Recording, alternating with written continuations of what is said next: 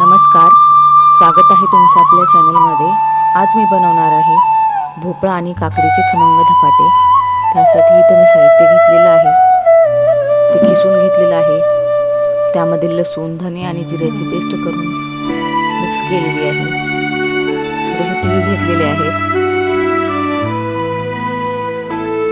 तीळ घेतल्यानंतर थोड्या ओवा हातावरती क्रश करून घेतलेले आहेत.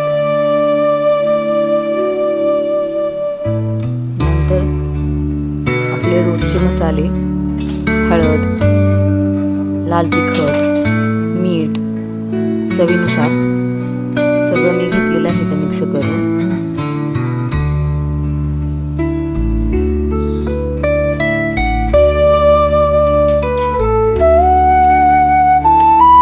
आता हे सगळं मिश्रण मिक्स करून घ्यायचं चांगलं.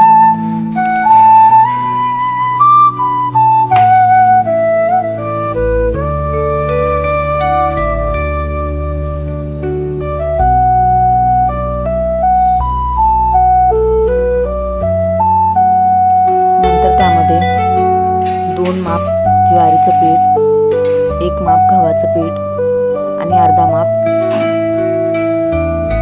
बेसन पीठ टाकून चांगलं मिक्स करून घ्यायचंय. काकडी आणि भोपळ्याला खिसल्यामुळे पाणी सुटतं, त्यामुळे यामध्ये एक्स्ट्रा पाणी पीठ मळण्यासाठी टाकण्याची काही गरज नाहीये.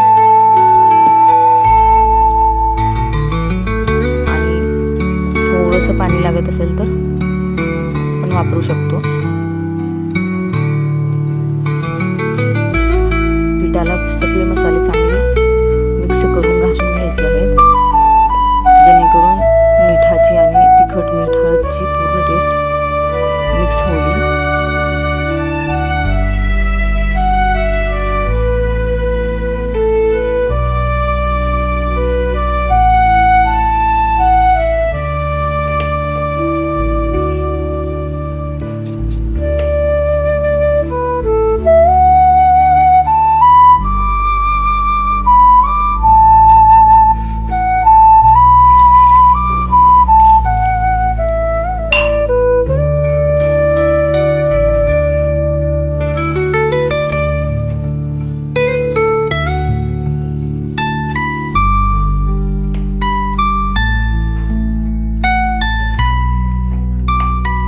पीठ चांगलं घट्ट मळून झालेलं आहे, तर आपण याचे आता धपाटे करून घेऊया.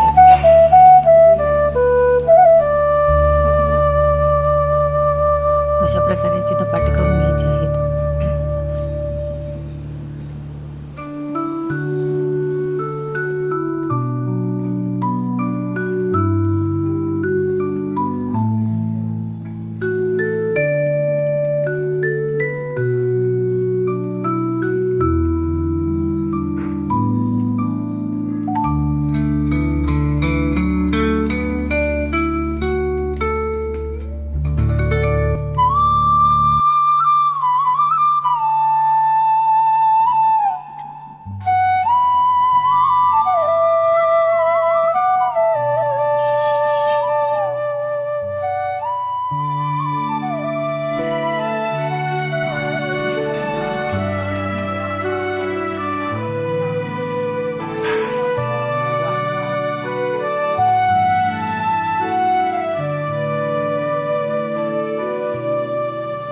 धपाटीला दोन्ही बाजूने चांगलं तेल लावून खरपूस भाजून घ्यायचं आहे, जेणेकरून ते क्रिस्पी लागतील आणि खायला पण खूप चवदार लागतील.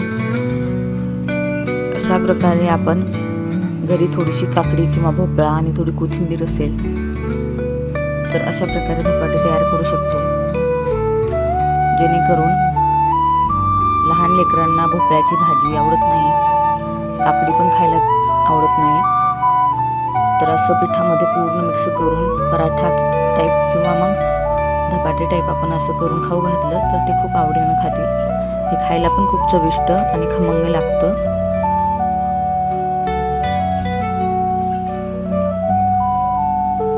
तर अशा प्रकारे अशाच नवीन नवीन रेसिपीसाठी, पारंपरिक रेसिपीसाठी चॅनलला सबस्क्राईब करा, व्हिडिओला लाईक करा आणि शेअर करा.